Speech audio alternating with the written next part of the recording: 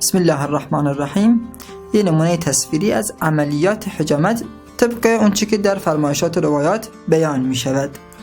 حجامت عام، حجامت بین دو کتف که از روی محل دو کتف مثلا بالای جای شونه ها میشه یه خطی میکشیم، وسط اون خط که با فقرات به اضافه میشه محل لیوان اصلی مرکزیه که اینجا دیگه پایین ترین حدش گذاشته، یعنی میشه یکم بالاترم باشه. و ما اینجا از 4 لیوان کمک کننده که بتونیم خون بیشتری رو در محل حجامت تهیه بکنیم، کمک دست به دست کنیم از جاهای دیگه، بالاخره یکی از دست، یکی از اون دست، یکی از پهلوها خون رو به سمت حجامت اصلی بیاره. طبق روایات ما حتما باید تدریج و کم کم رو پیش بریم، یعنی مرحله اولی که الان میبینید 2 بار تقریبا این لیوان کشیده میشه. مرحله اول 2 بار فقط ما بادکش میکنیم، 1 بار 2 بار بادکش خفیفه که خون جریان داره هنوز و فقط اون لخته، اون خون فاسد، اون خون که بیماریست اون گیر کنه. خون رقیق سالم و عادی از زیرش رد میشه از زیر لیوان. حالا در این مورد که میبینید خون چون فرد دموی مزاج خون زیادی داره، مرحله اول میبینید سرخی زیادی ایجاد شد، ولی در خیلی از افراد این سرخی زیاد ممکنه حاصل نشه و با تدریج و مراحل دوم و سوم این ایجاد بشه. خب لیوان ها رو برمی‌داریم به سمت وسط هم بردنش حس خوبی میده، ولی الزامی نیست که حتما این کار اجرا بشه. و مرحله دوم مکش ما مکش متوسط است و این مکش متوسط هم یکم لیوان ها رو نزدیکتر میشه، یعنی از جای قبلی یک مقداری به سمت لیوان اصلی نزدیکتر میشه که ما داریم تو این عملیات کم کم خون رو به سمت وسط میاریم. ببینید دقیقاً اون رد جای قبلی با رد جای جدید رو مقایسه بکنید، یک کمی متفاوته که ما خون رو به خوبی تو وسط اون محل حجامت بتونیم جمع بکنیم. طبق روایت حجامتی خوبه که خون رو باقی بذاره و بیماری رو از اونجا خارج بکنه. ما میخوایم اینجا این روند اجرا بشه. خب مرحله دوم تمام شد. هر مرحله 1 رو باید طول بکشه، حداقلش 10 دقیقه است، ولی دیگه باید 1 رو بیشتر هم حتی بشه بهتر، کم کم پیش بره، حوصله بشه. بله بالاخره یه خورده حوصله میخواد، ولی خب خوبه.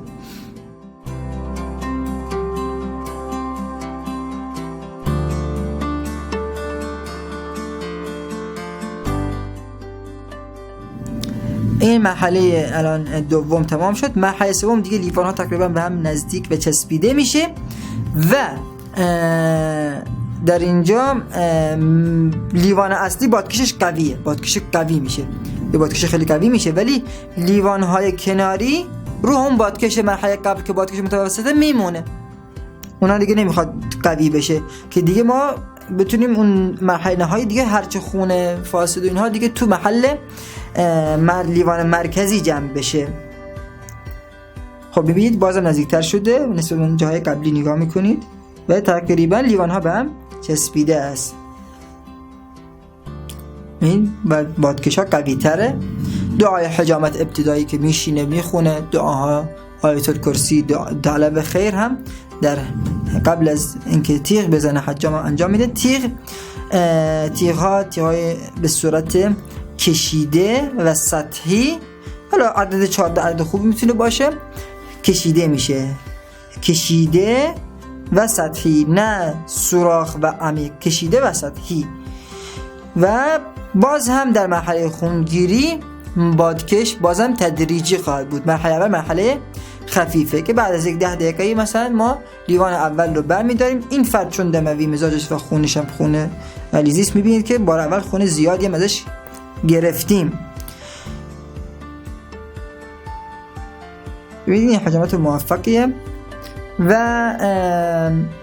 این مثلا راحت بشه تمیزی و اینکه این فرد کمرشو برگردونه و کاسه به داخل بره و اون لیوان رو با حالتی که خون پاشیده نشه اطراف، به داخل خون بیاد انجام میشه. بادکش دوم بادکش قوی تر، بازم این کم کم بیشترش میکنیم و این مرحله و این عملیات تکرار میشه تا وقتی که خون عادی میاد. دیگه خون مثل این لخته‌ای که میبینیم دیگه نمیاد. هرچی خون مثلا گیر کرده و لخته اینا بوده دیگه در اومده دیگه. ما فقط الان خون به صورت دیگه خون رقیق بیاد. ممکنه 3 بار، ممکنه 4 بار، ممکنه 5 بار، بیشتر کمتر، ممکنه 1 بار 2 بار این پیش بیاد. یا هم این که دیگه خون نیاد، دیگه حجامت تمام میشه.